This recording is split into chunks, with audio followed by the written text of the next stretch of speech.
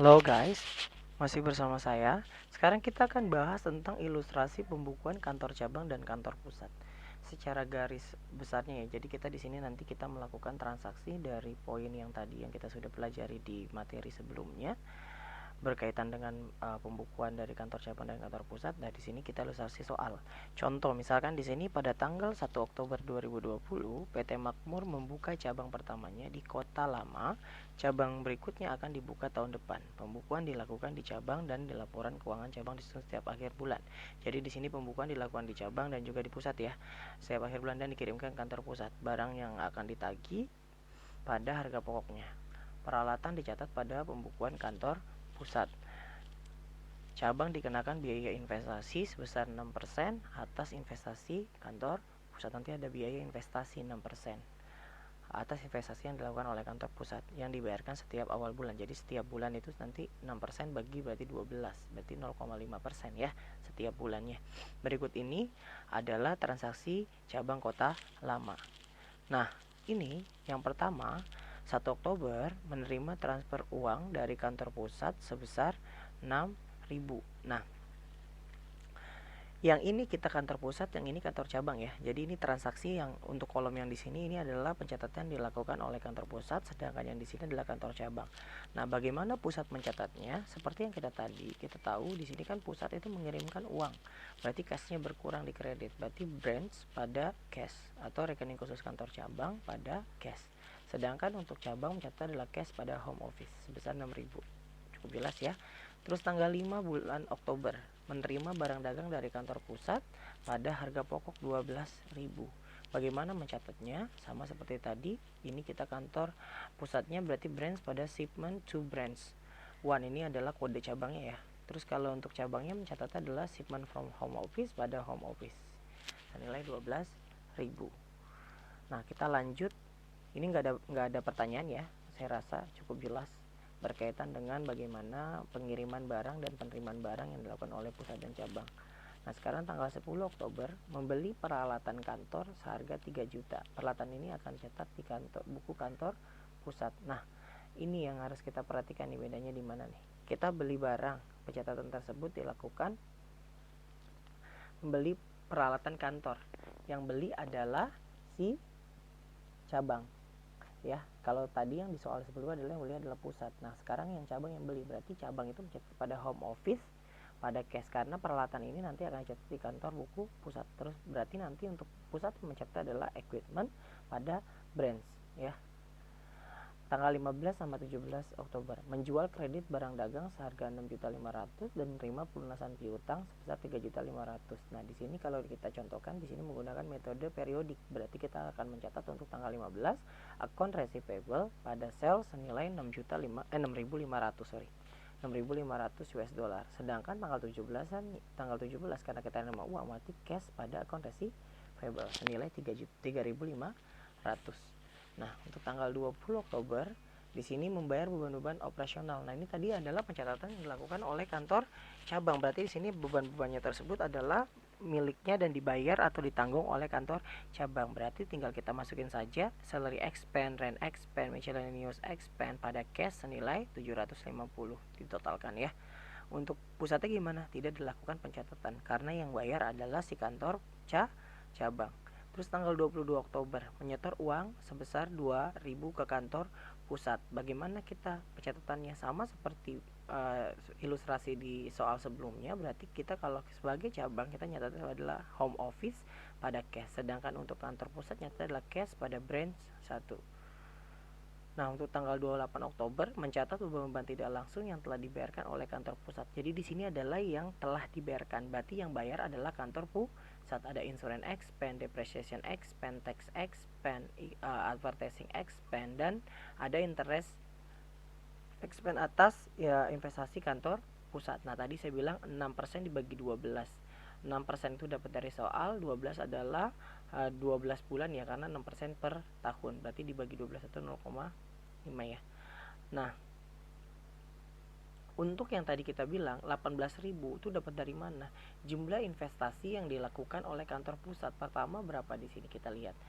tanggal pertama menerima uang dari kantor pusat 6.000, terus juga di sini menerima barang dagang dari kantor pusat 12.000.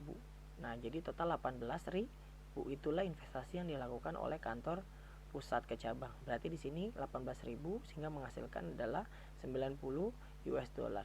Berarti bagaimana kita mencatatnya? Kalau kita sebagai kantor pusat, berarti kita sama seperti ilustrasi yang sebelumnya, yaitu branch pada seluruhnya ya. Beban asuransi kita catat sebagai prepaid, akumulasi depreciation, tax payable, prepaid advertising. Nah, income, interest income. Kalau kita di sini nerima ya. Kalau si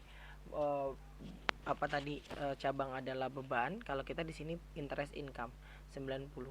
Sedangkan kalau untuk cabang nyatetnya gimana? Insurance, depreciation, tax, advertising, interest expense, home office senilai 90 ya tadi ya.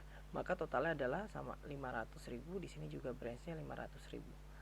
Nah, kita lanjut ke tanggal 31 Oktober. Yang ditanya adalah membuat jurnal penyesuaian dan membuat jurnal penutup untuk masing-masing akun laba rugi. Nah, di sini ada barang dagang yang masih tersisa sebesar 8.400. Kita ingat ya, karena tadi kita menggunakan metodenya adalah periodik. Berarti kan kalau kita kembali lagi ke mata kuliah Principle Accounting untuk menutup akun persediaan dengan menggunakan metode periodik, berarti kan gitu.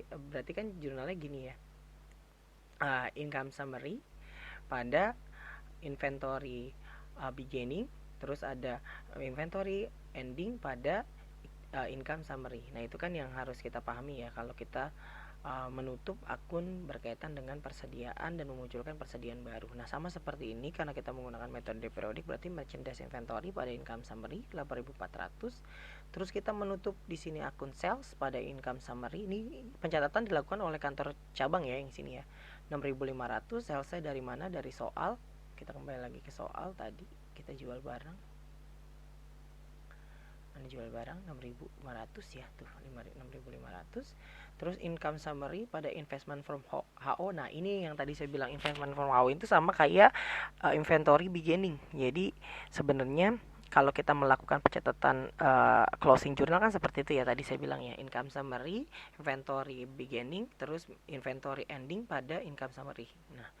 Nah, sebesar 12.000 untuk salary, expense, dan expense lainnya tinggal kalian salin dari yang sudah kita melakukan pencatatan. Berarti seluruhnya tersebut yang tadinya beban di debit jadi dikreditkan. Nah, maka didapat 13.250. Kalau kita lihat di sini income summary lebih banyak dikredit. Berarti di sini menandakan adalah laba. Ya. 8.400 ditambah dengan 6.500 dikurangi 13.200 akan dapat selisih 1.650. Berarti kalau kayak gini nantinya akan timbul laba berkaitan dengan si cabang tersebut. Maka jurnalnya gimana untuk menutup laba tersebut? Berarti income summary pada home office 1.650. Nah, untuk si pusat nanti akan mencatat branch pada branch income. Ini total pendapatan yang didapat dari kantor cabang. Nanti pada saat kita melakukan penutupan berarti branch income pada income summary. Nah, itu berkaitan dengan penutupan income yang didapat dari cabang. Nah, kalau kita lihat pencatatan gabungan nanti seperti ini, sama saja. Ya.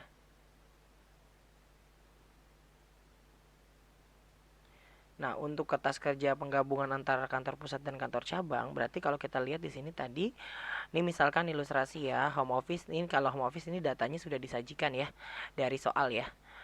Kita kan ada sales 24.000. Nah, untuk branch income dapat dari yang ini, branch income 1.650. Terus ada merchandise inventory beginning 38.000, ada purchase, ada shipment from home office 12.000, ini dapat dari soal. Terus ada shipment to branch sama ya, MMI ending, COGS, expense sampai dengan nanti net income dan lain-lain. Nah, yang harus kita lakukan adalah pada saat kita melakukan nanti adjustment untuk kertas kerja konsolidasi berkaitan dengan kantor pusat dan cabang, kita yang harus perhatikan yang pertama kali adalah yang harus kita jurnal. Kalau kita perhatikan yang pertama adalah nih, mengeliminasi pendapatan dari kantor cabang. Itu langkah pertama, berarti kita mengeliminasi terlebih dahulu ya. Berarti income from branch 1.650 pada branch 1 sebesar 1.650 ya, itu poin A. Terus yang kedua, di sini mengeliminasi shipment from HO dan shipment to branch.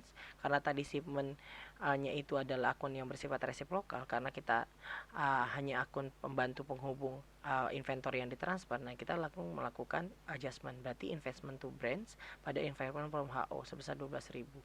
Nah, terus di sini mengeliminasi akun resiprokal, home office dan branch. Harusnya sama ya, yaitu sebesar 13.500 dan 13.500. Dapat dari mana home office dan branch? Nah, ini kita akumulasikan saja dari jurnal-jurnal yang sudah kita lakukan. Ya, yang di sini yang tadi kita sudah lakukan. Nah, dari awal sampai dengan habis itu berapa total? Harusnya sama antara home office dengan branch itu sendiri ya, 13.500.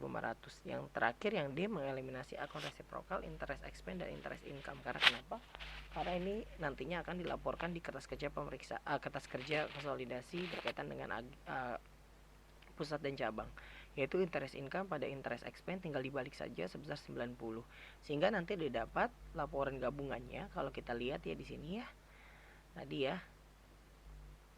Nah, berarti totalnya adalah ini kalau combine financial statementnya, salesnya tetap 3.500, tidak ada perubahan. Nah, branch income di minuskan karena nanti kita akan sudah masuk ke dalam sebenarnya ke sales itu sendiri kan, pendapatannya tersebut kan dikurangi dengan expense dan tadi biaya-biaya yang timbul di kantor cabang. Nah, terus di sini shipment from home office juga kita lakukan eliminasi. Terus di sini juga tadi pada shipment to branch ya, shipment to branch pada shipment from office. Terus kita di sini mencatat eliminasi berkaitan dengan interest income dan interest expense. Yang terakhir di sini kita melakukan eliminasi berkaitan dengan rekening khusus kantor cabang dan rekening khusus kantor pusat. Saya rasa cukup materi berkaitan dengan bagaimana menyusun kertas kerja konsolidasi berkaitan dengan rekening akuntansi kantor pusat dan kantor cabang, sehingga nanti kita dapat kalau ditanya tentang berapa sih total liabilities plus AOE-nya berarti 77.400. Di sini juga total aset 77.400, sedangkan kalau kita lihat ending return net earning-nya didapat 28.900, sama ya. Nah, saya rasa cukup. Nanti ketika ada pertanyaan silakan kita bahas pada saat kita di kelas. Oke. Maksudnya pada saat kita nanti tanya jawab di WA group dan lain-lain. Saya cukupkan. Wassalamualaikum warahmatullahi wabarakatuh.